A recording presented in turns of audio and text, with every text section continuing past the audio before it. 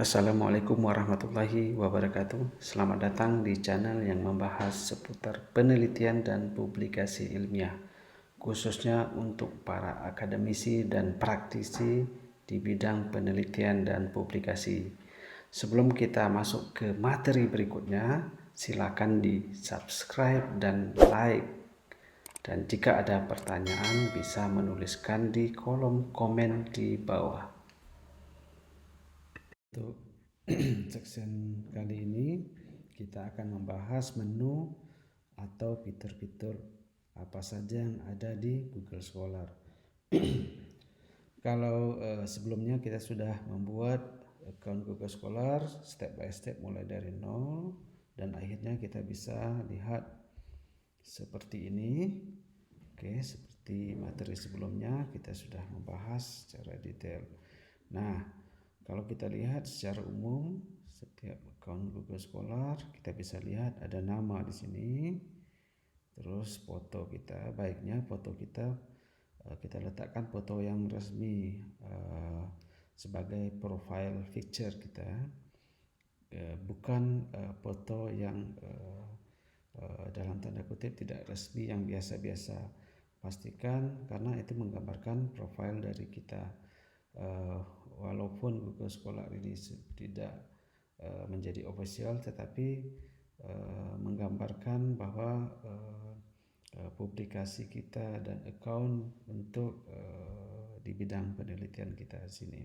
Baik, kita bisa lihat setelah nama ada di sini bidang konsentrasi kita atau research interest kita di bawah sini, dan di atas ada afiliasi kita, dan di sini bisa diedit juga, ada tanda pensil di sini bisa kita edit. Kalau di sini ada afiliasi homepage-nya sesuai yang kita isi.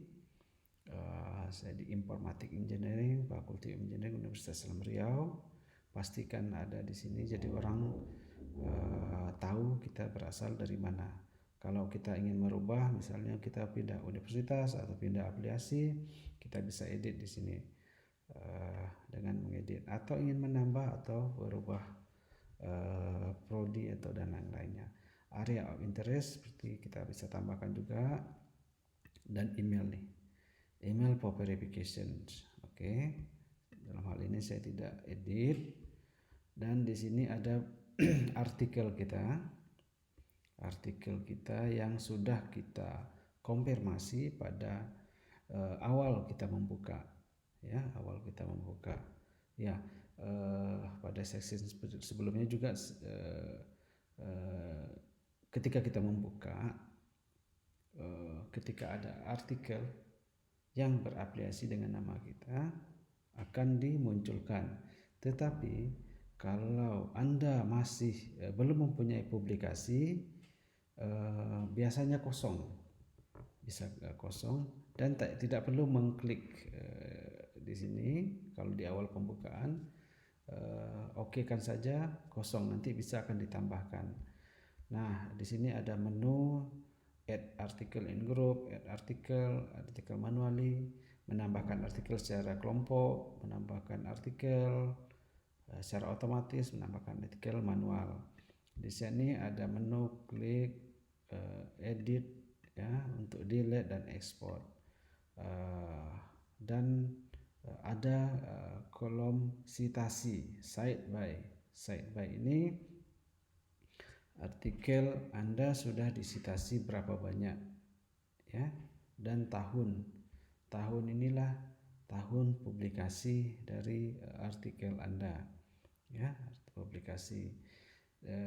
Kita bisa lihat di bawah sebenarnya sitasi ini kita bisa melihat juga artikel yang sudah disitasi. Contoh ini kita bisa klik, kita akan bisa lihat siapa saja yang mensitasi artikel kita, ya, siapa saja.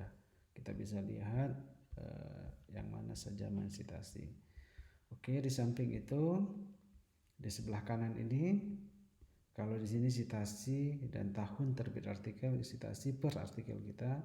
Sementara di sisi kanan kita bisa melihat jumlah total citasi kita sampai saat ini. Contoh di sini citasi all 321 since 2015. Ini since 2015 artinya 5 tahun terakhir. Ya, 5 tahun terakhir sekian. Nah, citasi merupakan total dari jumlah di sini semua. Ya, kalau kita jumlahkan di sini semua dapatlah total 321. Ya, H indeks ini seperti Anda ketahui ada perhitungan khususnya H indeks ini. Dan dalam hal ini 9. Secara umum H indeks ini kita bisa lihat, ya. 9 ini kita bisa lihat ketika 9 artikel 2, 4, 6, 8, 9, ketika 9 artikel ini disitasi minimum 9, maka H indeksnya 9. Seandainya ada 10 artikel, nantinya disitasi minimal 10 kali akan berubah menjadi 10. H indeks di sini merupakan metrik berbeda dengan H indeks jurnal. Kalau H indeks di Google Scholar merupakan metrik ketika artikel di sitasi satu orang akan otomatis muncul satu H indeks. Ketika 2 artikel disitasi minimal 2 kali jadi 2. Ketika 3 artikel disitasi minimal 3 kali 3 H indeksnya. Oke, dia merupakan metrik. Dan untuk H indeks 10 ya, I10 index di sini kelihatan 8 merupakan minimal setiap artikel itu disitasi 10 kali. Di sini kita lihat 8. Oke, 8 kita bisa lihat di sini ada 2, 4, 6, 8. Oke. 8 artikel disitasi minimal 10 kali. Seandainya nanti di sini ada penambahan 10 artinya apa? 10. Jadi mudah saja untuk melihat indeks 10 itu, ya. Setiap artikel disitasi minimal 10 kali sudah menjadi I10 index. Oke. Di sini view all since 2015, sejak 2015. Nah, di sini hanya rangkuman grafik saja dari di sini citasinya. Kalau kita lihat mulai dari 2013, 14, 15 sampai ini 2020 hanya grafik per tahun untuk citasi, ya, citasi kita. Di citasi sini kita bisa lihat per tahunnya citasi kita. Kalau di sini kita lihat per artikel, di sini totalnya, di sini kita bisa lihat grafik per tahunnya. Nah, di sini ada co-author. Di menu ini ada menu co-author dan edit. Kita bisa edit juga.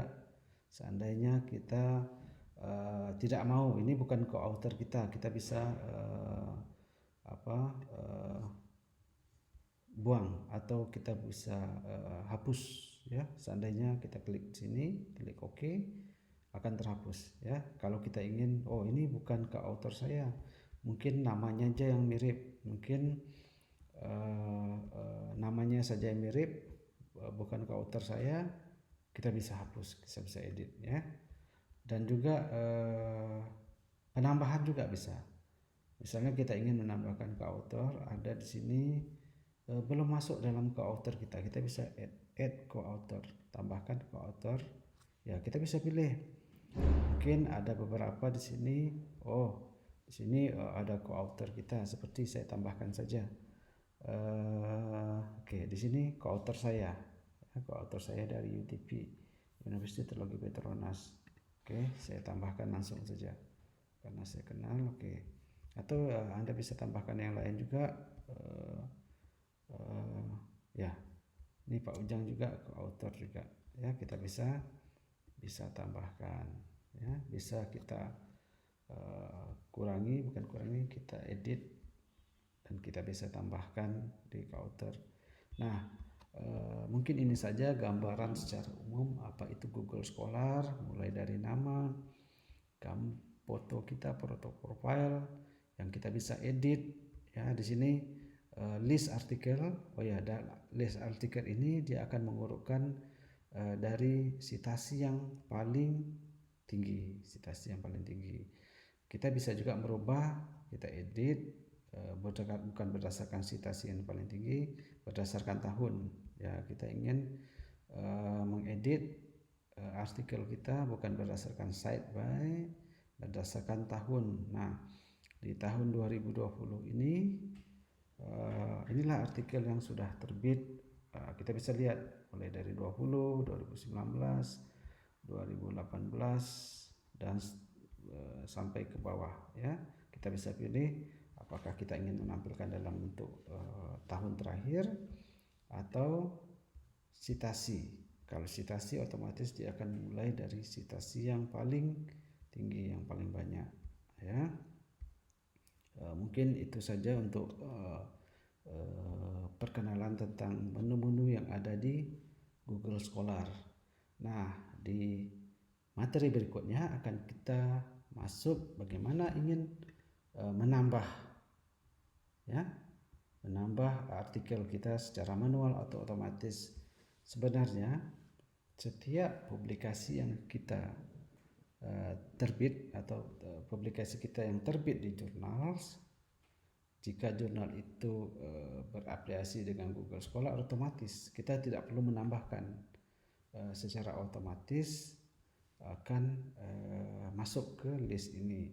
Tetapi ada beberapa artikel mungkin tidak masuk secara otomatis, jadi kita bisa menambahkan secara manual atau kita menambahkan di belakang.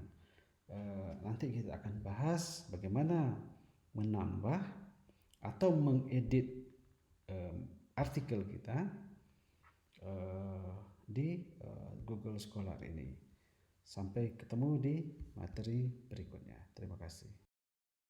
Terima kasih sudah menonton video ini dan nantikan materi menarik lain pada video berikutnya, serta jangan lupa untuk subscribe dan like. Terima kasih atas perhatian Anda semua. Wassalamualaikum warahmatullahi wabarakatuh.